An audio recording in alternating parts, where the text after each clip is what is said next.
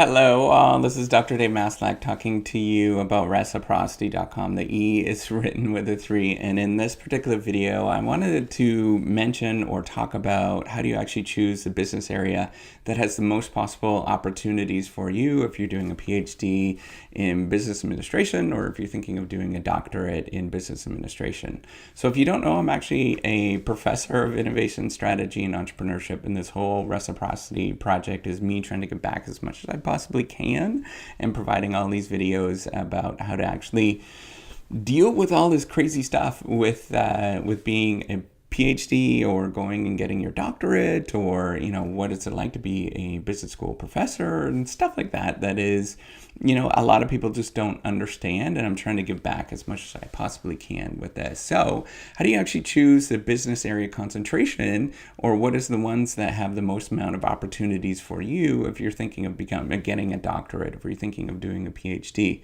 So there's all sorts of PhDs that concentrations that you can get into, right? So you can go into human resources, for example. You can do a PhD in accounting, PhD in strategy, a PhD in marketing, PhD in finance, whatever it is. There's lots of different areas. If you do a PhD in business administration or a doctorate in business administration, it's not just you're doing that. You have to focus on what you're trying to do. So first of all, you can choose based on the salary of the different sort of subfields or the concentrations that you're doing. And you can look at, so I did a video on this if you just look up PhD in business administration salaries and reciprocity, the E is written with a 3, you'd be able to find that video.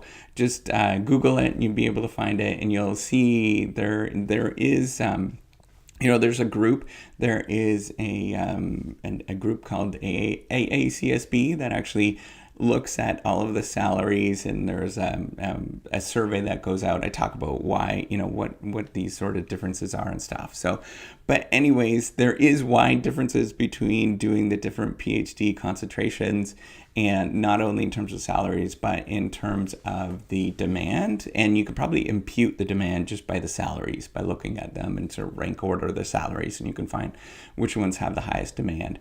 So there's a couple of things that are really important before you do that. So first of all, it's not just about the salaries. If you just think about salaries, they do change over the years, right? So some topics, some sort of areas become very hot. Entrepreneurship has been hot, and it's been continued to be sort of a hot area in terms of getting a PhD. But, it does change. This wasn't sort of so even 10 years ago. It was kind of, nobody even paid attention to it, to be honest, 10, 15 years ago. But now it's a really hot area.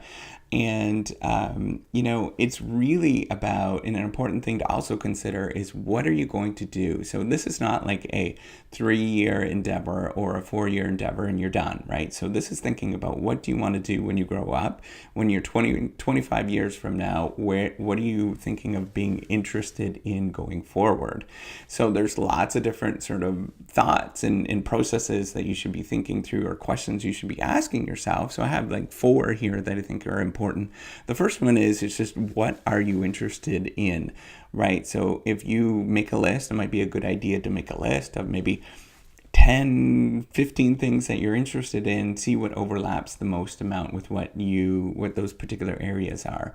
The other thing that you can do is, if you did an undergraduate degree in business, which hopefully you did, maybe you did it in engineering. So that's what I did, actually. So it's a little bit more confusing and more what to go into. However, you just have to think about, what sort of specific areas that sort of resonate with you the most when you take a certain course. What is really interesting to you? What topics are interesting for you? What were the classes? So if you took an MBA a few years ago, what are the classes that you think stuck with you the most, right? So those are probably the ones that you're most interested in going forward, right? So that might be something that you should consider in terms of a concentration with going forward, right? So if human resources resonates with you, well, then maybe that's some sort of calling, right? Maybe that's something that you should be thinking about. Now, the second thing that I think is important, and sort of reflects on that particular sort of just fundamental interest that you have, but what are your current competencies? What are you good at? It might be a real struggle for you to do a PhD in accounting if you don't really have a lot of accounting knowledge. It's going to be tough. You can do it. It's not like unheard of in any sort of way. There's people that do that kind of stuff, but generally you need some sort of competency before you move forward. Or maybe you want to do a PhD in a business school and it's focused on like legal studies, for example. Well, you probably need a law degree before you actually go in and start doing a PhD in that area. It's not to say that you can't do that and you're not going to be able to pick it up. That's not what I'm saying. It's just the fact that you're going to have a better competency, and you have to sort of exploit the competencies that you have, because there's very few people in the world that possess that kind of skill. If you just break it down in terms of number of people in the world that possess a certain knowledge in a certain area, so maybe it's strategy, and you are you have a pretty good understanding of strategy, and you've been doing it for a while, you have an MBA, there's just not that many people in the world that really truly understand it like you do. It's a small group, so why not leverage that competency, right? That kind of makes sense to leverage that particular competency. Now, the third thing that I think is important to think about is you want to be interested. You have to think about, who do you want to apprentice with?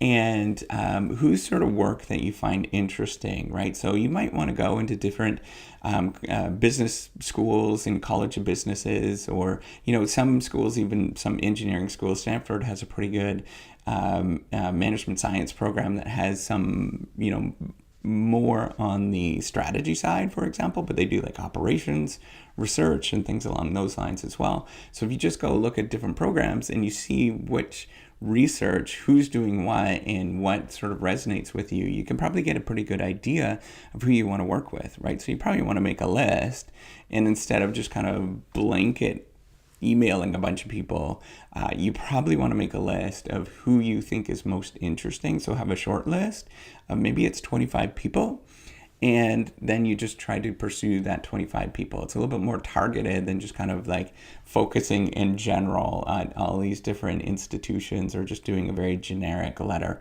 And by the way, those generic letters, unless you're outstanding as a person, generally don't work very well. So you have to be pretty targeted in what you're doing. And just because nobody's going to be interested in a very generic letter or a generic application in terms of getting into a PhD program. It has to be focused. And that's what a lot of people look for, is that sort of focused with any particular PhD application. The last thing, and this is an important thing, just in case, as kind of a fallback or a plan B, in case you don't go into academia. For example, let's say you do 2 years of coursework. What skills, and then you decide you don't want to go into academia, you're done, right? Like that, and that's totally normal. Not sort of condoning or putting anybody down that does that kind of stuff. That's totally fine.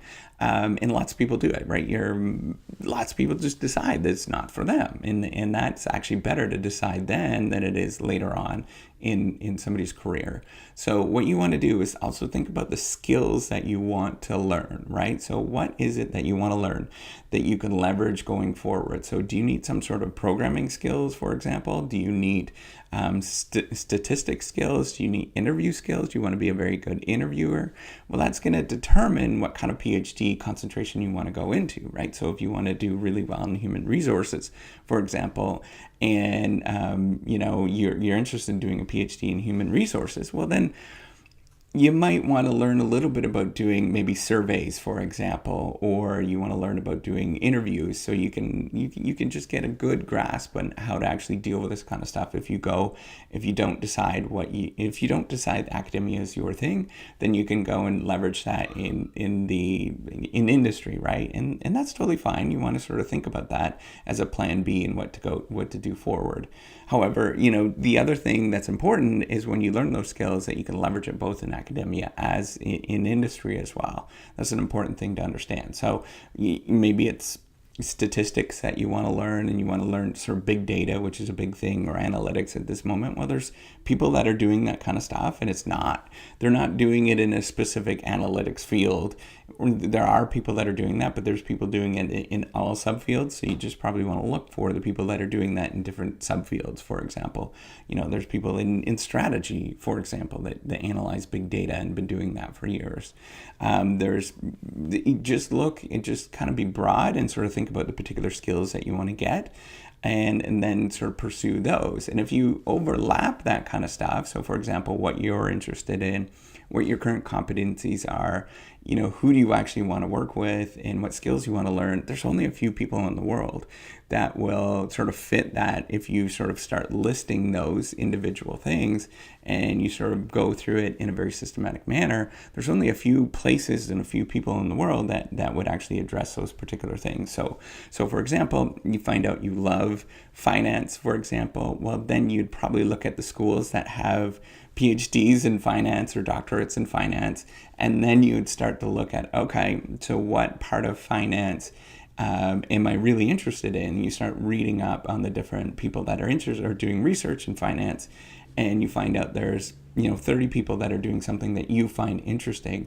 Then on top of it, then you start thinking about, well, what kind of methodology or what kind of thing that I want to leverage in finance, right? Maybe it's time series analysis or something. And then you look to see what people are doing that time series analysis, and you find out that there's only 5 people that are actually doing that. And now you can actually write a really focused letter or an application, and you can sort of really focus your efforts in getting and working with that particular or those 5 people, rather than being very broad and being very generic. And there's always opportunities. There's tremendous amount of opportunities when you're focused like that. You can leverage things a lot more, and you're going to be interested in that particular area, no matter whether you go into academia or industry at the end of it, right? So that's the important thing to think about with those things is, what are you going to be interested in 25 years? And that's an important thing to think about. And by the way, I have lots of videos on that. One of them I'd recommend that I personally really love, because it's the idea of figuring out what your bucket list is. So look at the PhD bucket list, and it's reciprocity, and you'll be able to find that particular video, as well as all sorts of other things that are out there. So with that, make sure that if you find this video interesting, do give me a thumbs up. I'll try to do more of stuff like that.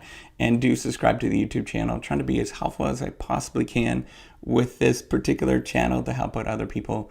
Again, because there's so many people that help me out along the way, I want to just sort of reciprocate and help out other people. And that's the whole basis behind the reciprocity software as well, is trying to sort of just get people to give of themselves. And hopefully it'll work. Who knows? But anyways, take care and have a wonderful day. Bye.